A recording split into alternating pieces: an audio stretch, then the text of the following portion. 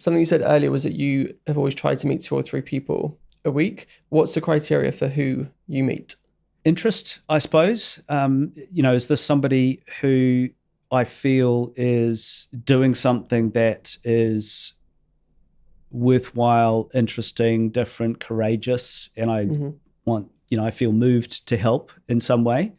Is it somebody I feel I can learn something from?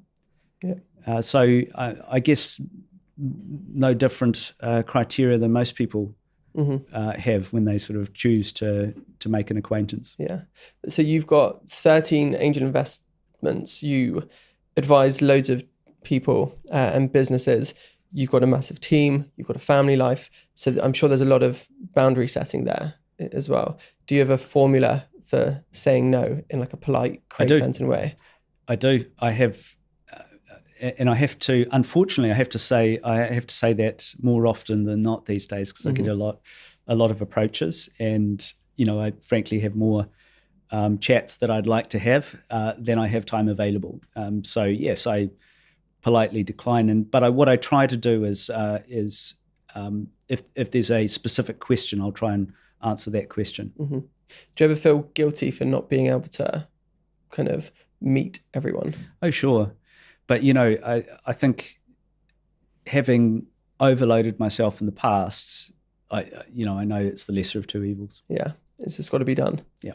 It's something I used to, I would reach out to people when I was at uni and not get a response, or somebody would say no. And I would just think, bro, you can't be that busy. Why don't you have time for me? And I would take it so personally. But then now, we're in year 4 of running WOW, and, I've got the team, I've got the clients, I've got all of the bits and pieces that I need to do. And sometimes I want to respond to somebody, or I don't always respond, but I want to meet them and talk to them, but it's just not possible. And comparing my schedule to your schedule is completely different. Wow. But I still feel guilty because I can see myself on the other side of the screen just having that, why won't this person? I think you probably work harder than me. And why would anyone not want to meet with you, Joe? I mean, you were a famous YouTuber when you were at Cambridge.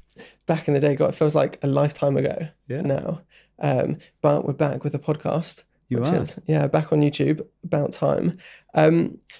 So I would love to know, leading on from that, around, your perspective on networking generally and how you go about it.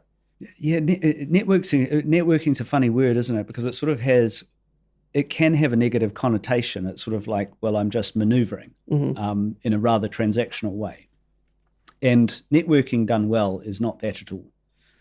Networking done well is an exercise in surrounding yourself and making connections with people who are different from you, who will look at the world through a different lens because of their life experience, their background, the way they've been trained, where they grew up. There are lots of different markers that cause this difference in perspective. And it's one of the great richnesses of life, riches of life, being able to surround yourself with people who can look at the same set of facts but reach a different conclusion or have a different angle on it. And I think that's just very interesting, and it advances us, right? It causes us to think in just a slightly different way every time that happens, and that's what personal growth is all about. Yeah. Where do you feel people go wrong in their approach? I think they're transactional, right? So there's a big difference between a good approach, would you like to have a coffee? I'd love to meet you, etc., and a bad one. On the bad side of the ledger, it's transactional. Here's what I'm trying to get from you. Will you do that? Full stop. What would be your advice to people who want to be a more effective networker, but without all the bad connotations? People who want to make genuine long-term relationships. Think about your audience. Think about the person that you're trying to establish contact with, what their interests are, what they're into. It's super easy to find that out these days because we're, our digital footprints are reasonably well developed, and genuinely think about what you can do for them. At the very minimum, think about why you would like to meet with them and articulate that in an authentic way. LinkedIn's a great tool, in my opinion. It's my primary, at least professional social platform. And there are examples at both ends of the spectrum. In fact, I've got a little folder of LinkedIn snafus that I've shared with you, but they typically are pre-baked, automated, largely automated, probably bot-driven approaches. Yeah. Hey, I've heard, I read that, I read about Google, sounds like an interesting idea. How'd you come up with that? That's literally one of the approaches I've had. And it's, no, you haven't. You haven't looked at me at all.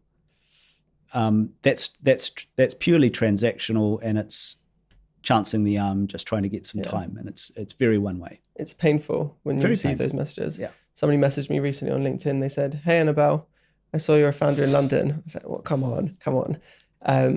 But yeah, so some of it is automation, some is just like pure lazy, and then sometimes people do put effort into it. I always love it when it's just a super relaxed, chilled, low-key message, where it's not the, hey, we're both XYZ, let's meet for a partnership about XYZ, but it's just very genuine. Saw this thing that you did, looked awesome, well done. Or what are your views on something else? Yeah, I mean, it's courteous, right? Personal connection, the clue's in the name, it's personal. Mm-hmm. The other thing that sort of I have a bit of a bugbear on is so-and-so would love to meet you, so I'm approaching you with this. Yeah. Right, so-and-so couldn't be bothered taking the time to ask me that question themselves because they're too busy? Yeah. Do you think there's an etiquette for intros? Yes, definitely, yeah. And I think if it's, I make an effort myself, so I expect others to. Mm-hmm. And I think that's just common, right? That's common courtesy, and it's quite human. I remember a very awkward kind of intro that you very kindly set up for me. I won't go into the details of it, you know what I'm talking about.